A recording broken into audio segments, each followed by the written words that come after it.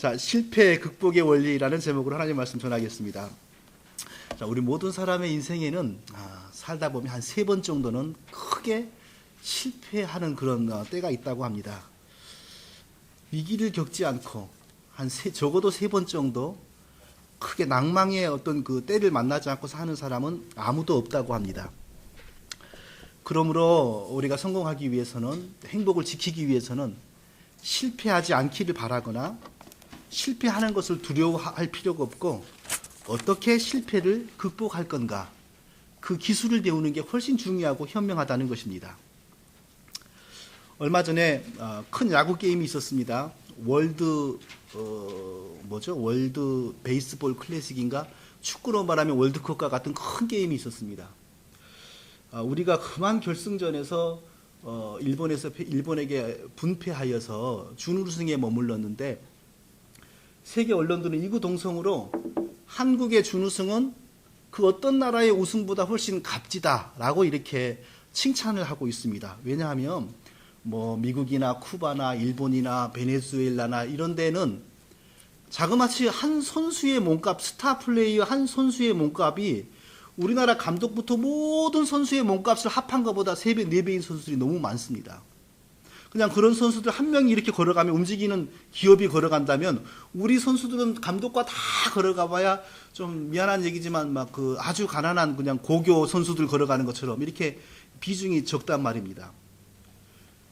그럼에도 불구하고 우리가 거기까지 올라간 것은 너무너무 값진 일이다 이것입니다.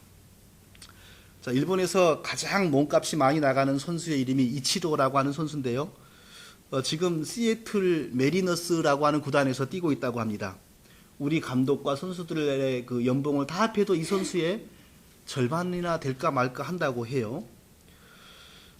근데 이 선수가 좀 우리에게는 무척 얄미운 선수입니다. 그동안 기회만 있으면 우리 선수들과 우리나라를 깔보는 말을 하는데, 지난번 게임에는 무슨 얘기를 했냐면요, 앞으로 30년은 감히 일본을 넘보지 못하도록 한국 야구를 깔아뭉개주겠다. 그런 식으로 그냥 모욕적인 말을 막 해요, 기자들 앞에서.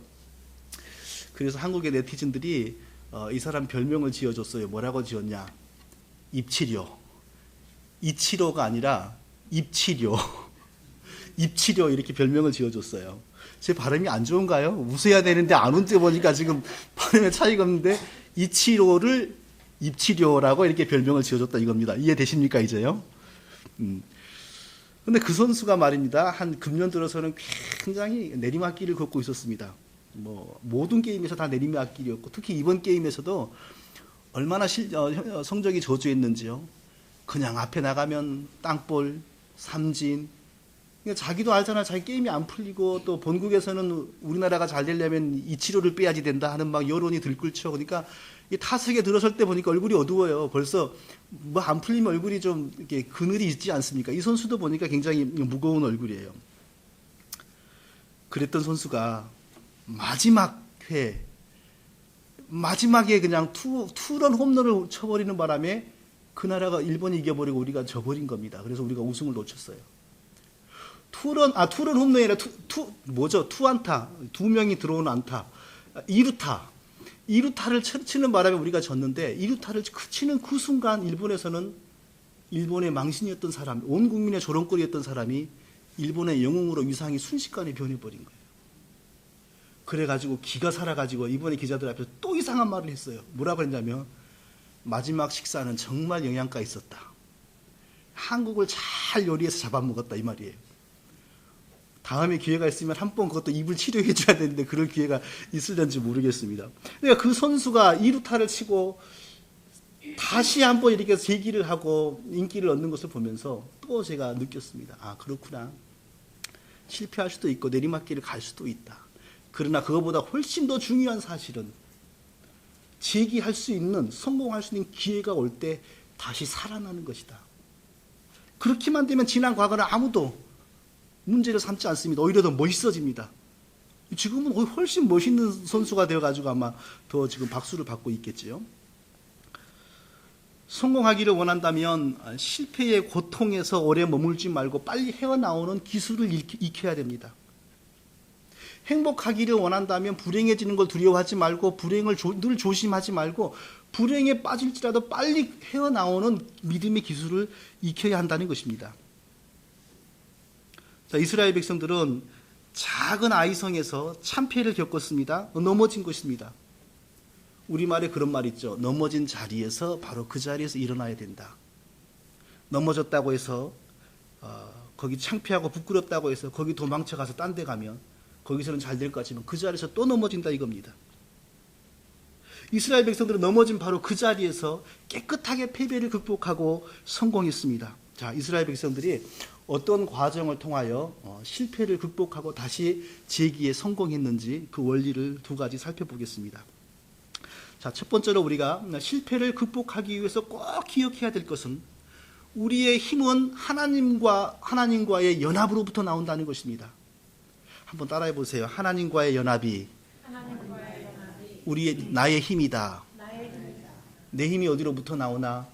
산으로부터 나오나? 하늘로부터 나오나? 내 힘은 하나님과의 연합으로부터 나의 힘이 나온다 이것입니다.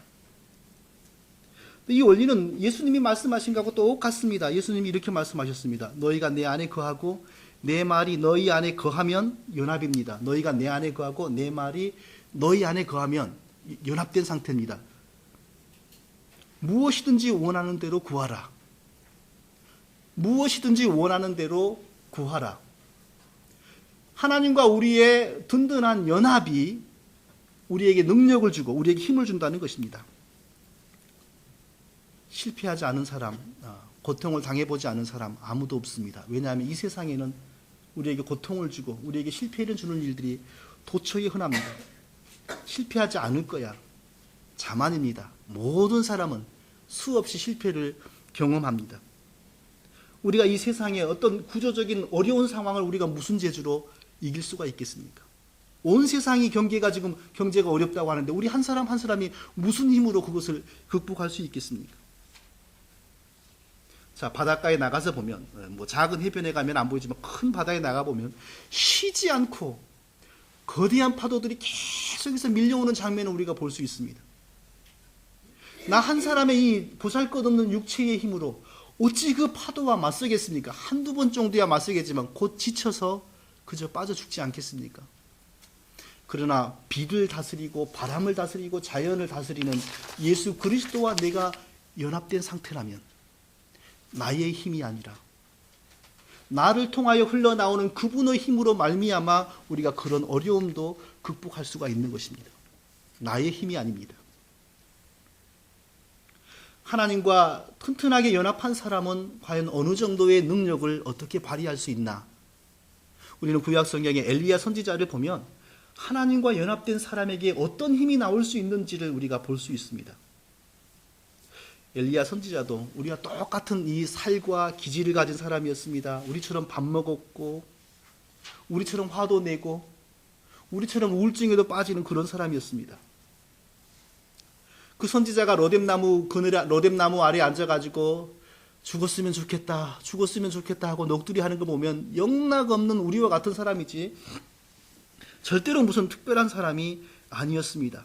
자, 그럼에도 불구하고 그가 믿음으로 하나님과 굳세게 연합되어 있으니까 그를 통하여 하나님의 강력한 말씀이 선포되어집니다. 그를 통하여 하나님의 강력한 능력이 드러나기 시작합니다. 그가 말합니다. 내가 기도하지 않으면 앞으로 3년 6개월간 이 땅에 비가 오지 않을 겁니다. 하늘문을 내가 닫아버릴 겁니다. 라고 말하니까 그 순간부터 정말 비가 오지 않습니다. 3년 6개월간 사람이건 짐승이건 초목이건 모두가 말라 죽어갑니다.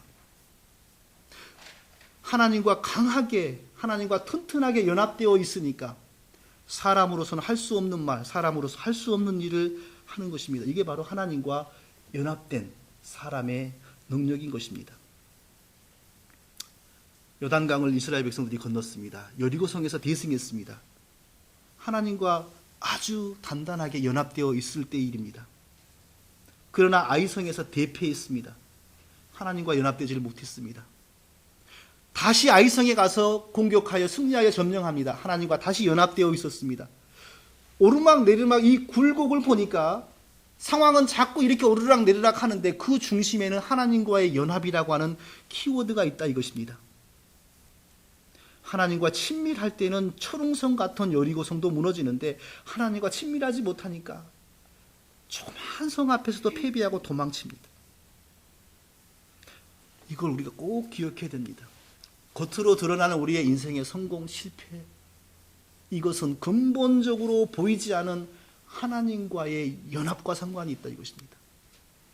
보이지 않는 하나님과 잘 연합되어 있는 상태에서는 우리의 모든 일들이 그렇다고 해서 100%의 모든 일들이 다 잘 된다고 하는 것은 그렇게 말할 수 없지만 우리의 일반적인 우리의 인생은 잘 되는 것입니다. 그러나 하나님과 보이지 않은 관계에서 잘못되어 있을 때 우리의 보이는 인생이 잘 되기를 바랄 수 없다는 것입니다. 자, 어떻게 하면 우리 인생이 잘 되기 위해서 어떻게 하면 하나님과의 연합을 늘 튼튼하게 지켜갈 수 있을까? 무엇이 가장 중요한 것일까? 중요한 것 한 가지를 한번 살펴보겠습니다. 그것은 가장 먼저 나의 삶에, 지금 현재 나의 삶에, 과거의 나의 삶에 하나님에 대한 불순종이 있었는지를 살펴보는 것이 가장 중요합니다.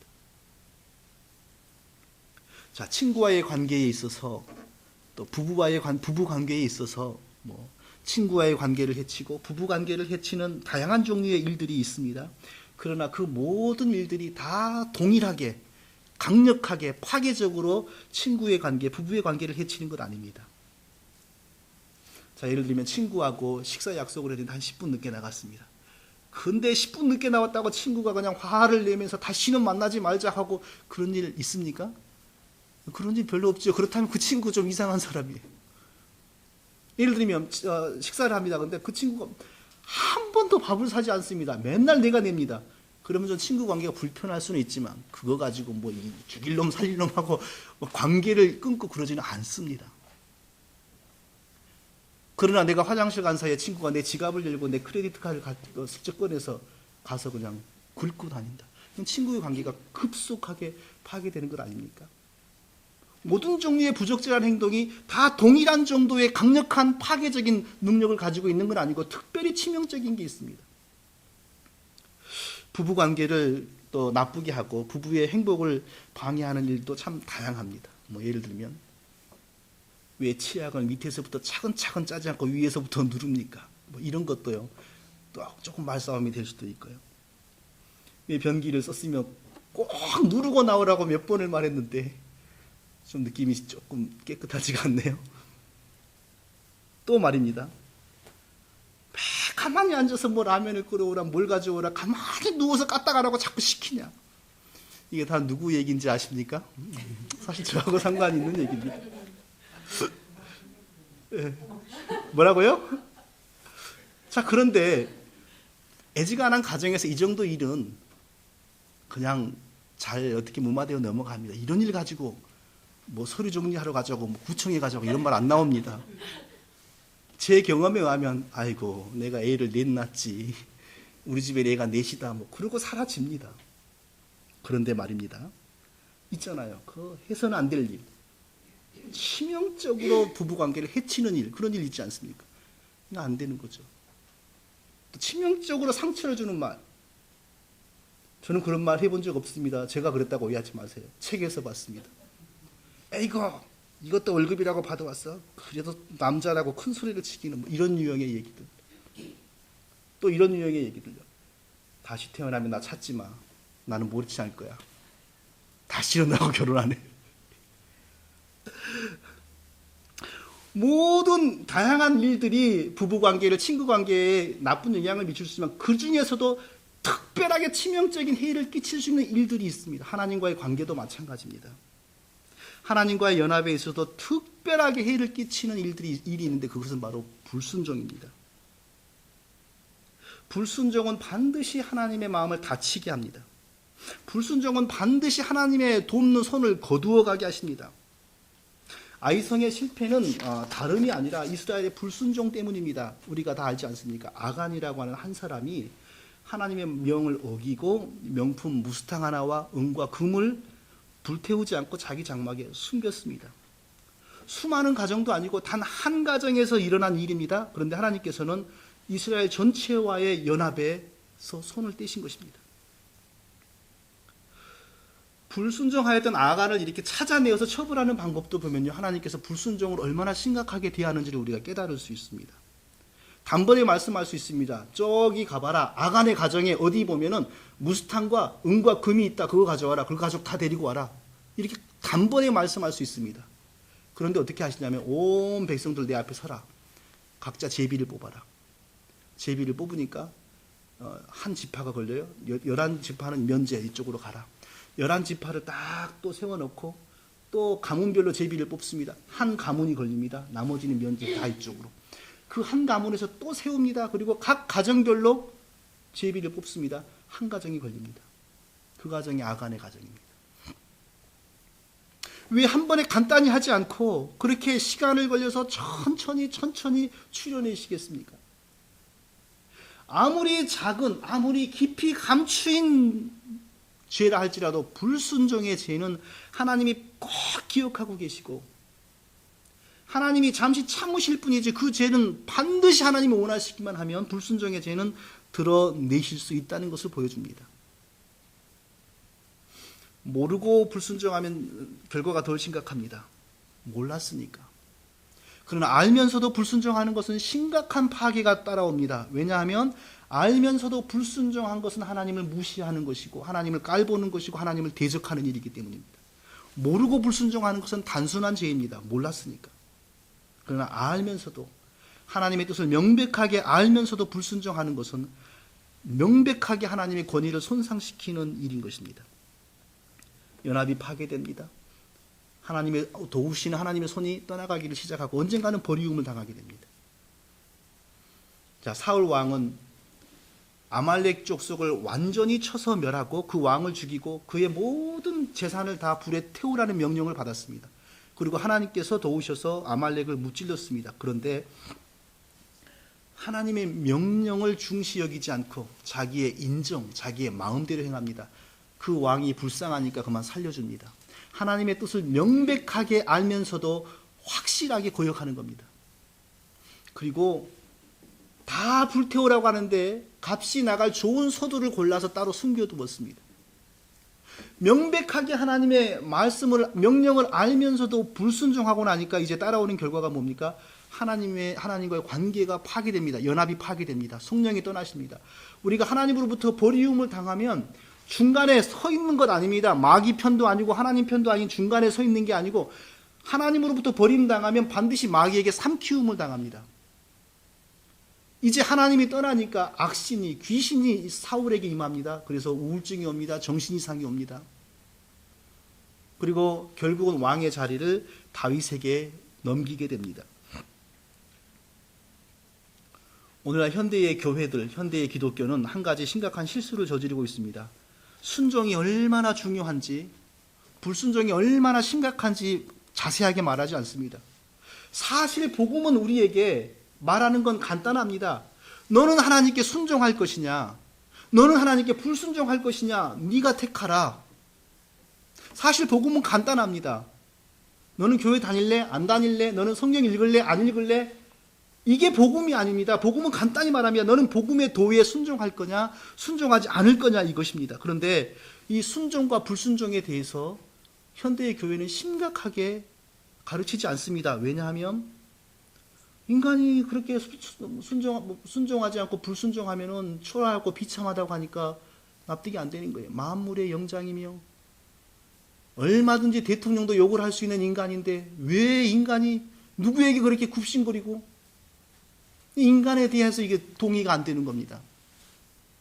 이게 다 휴머니즘의 영향입니다. 이게 다 인본주의의 영향입니다. 하나님의 권위를 높이지 않습니다. 대신 인간의 권위를 높입니다. 하나님이 우리를 그렇게 처벌한다고 하나님이 무슨 권세로. 이런 사고가 우리에게 이미 깊이 깔렸기 때문에 복음이 들어갈지라도 바르게 뿌리를 내리고 싹이 자라기가 참 어렵습니다. 순종과 불순종에 관하여 우리가 확실하게 믿음이 정립되지 않으면 결코 우리 신앙은 바를 수가 없는 것입니다.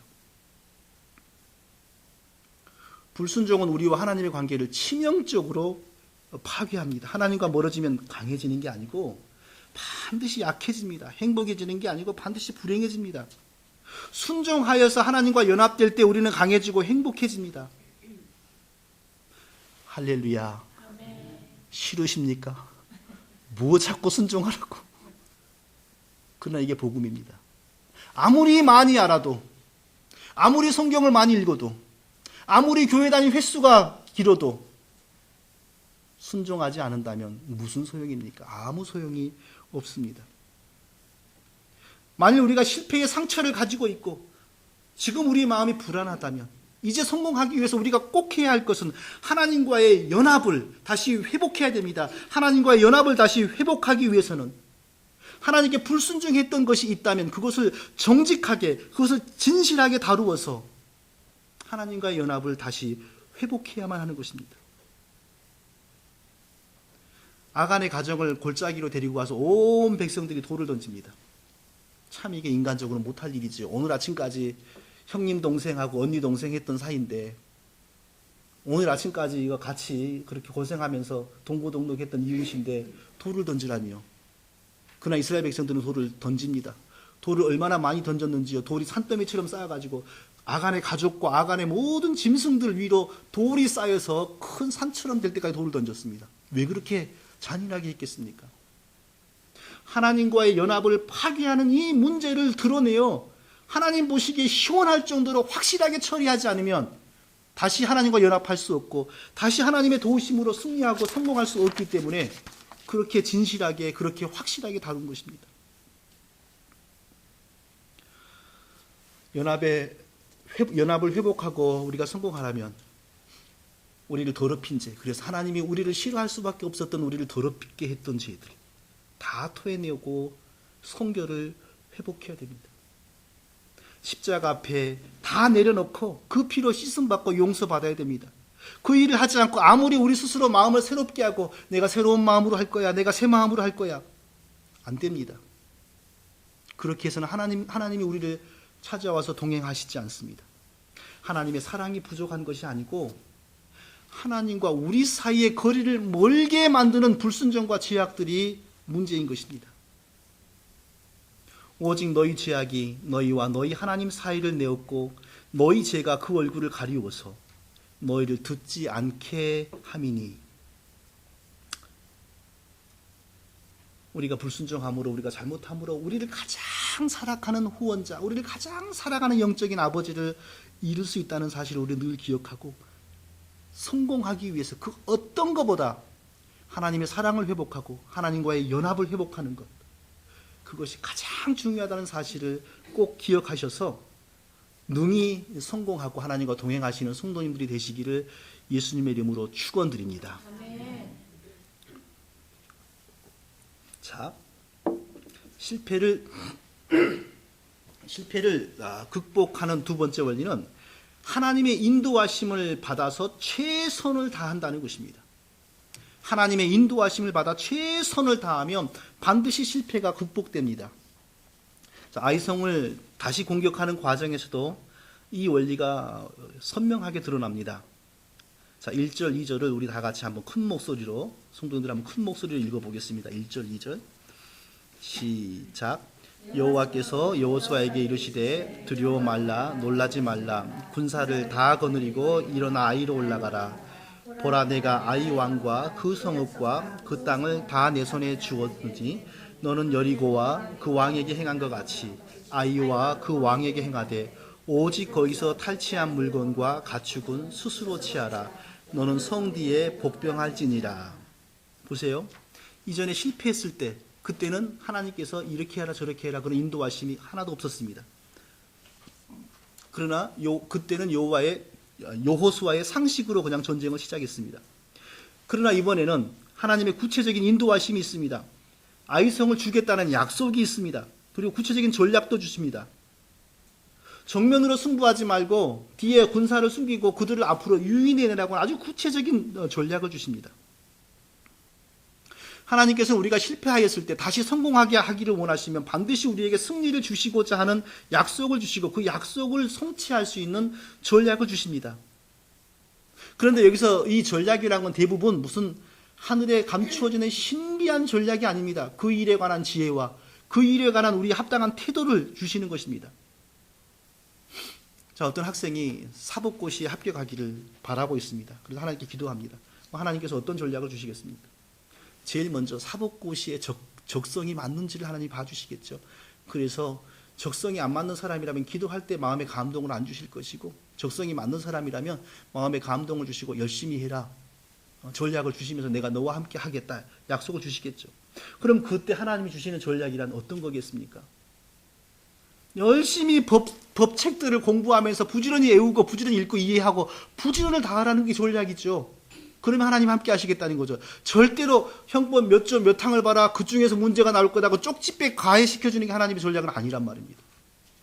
우리가 하고자 하는 일에 대한 하나님의 전략은 일반적인 지혜 가운데 열심히 일하는 사람이 되게 하는 것, 그게 하나님의 전략인 것입니다. 또한 여호수아는요, 이번에는 공격하기 위해서 온 힘을 다 기울입니다.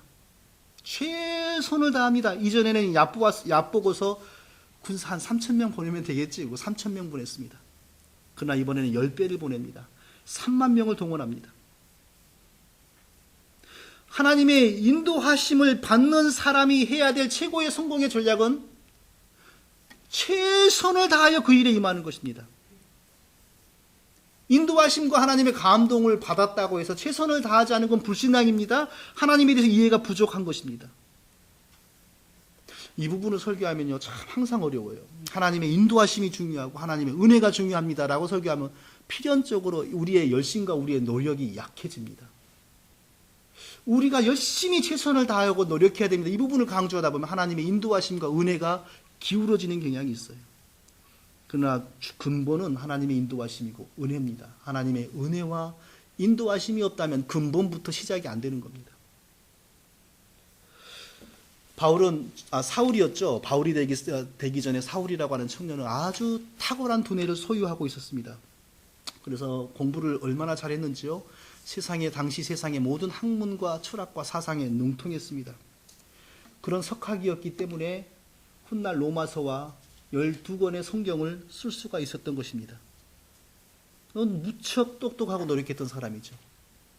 그러나 한번 이거 생각해 보십시오. 만일에 예수님께서 예수님 믿는 사람을 잡으러 가는 다윗이 아니라 바울에게 찾아가지 않았다면, 그래서 다메섹 도상에서 만나서 은혜 주시고 성령을 부어주시지 않았다면 그가 어떻게 살았을까? 그 똑똑한 두뇌를 가지고 계속 예수님 대적하는 일에만 몰두하면서 살았을 거라 이겁니다. 하나님의 은혜가 있어야 재능도 바른 재능이 되고 재주가 바른 재능이 됩니다. 하나님의 은혜와 인도하심 플러스 우리의 열심과 노력이 꼭 같이 가야 되는 것입니다. 이 두 가지가 함께 가야만 실패를 극복하고 성공에 도달할 수 있습니다. 반드시 먼저 하나님의 인도하심이 우리 안에 체험되어져야 됩니다. 하나님의 인도하심, 실패를 극복하고 성공을 향하여 다가갈 수 있는 하나님의 인도하심이 우리 안에 체험되기 위해서는 먼저 우리가 하나님과 연합을 회복해야 됩니다. 하나님과 동행해야 됩니다. 그러기 위해서 죄를 회개하고, 그러기 위해서 우리가 성령 충만해져야 됩니다.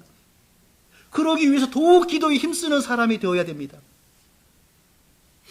특별히 우리는 실패한 경험을 만날수록 어떻게 해야 되냐면요, 그 실패한 그 일을 부여잡고서 오래오래 하나님 앞에 머물러야 됩니다. 잊어버리는 게 약이다. 빨리 잊어버리려고 하면 잊혀지지도 않지만 잊혀진다고 해서 되는 게 아닙니다.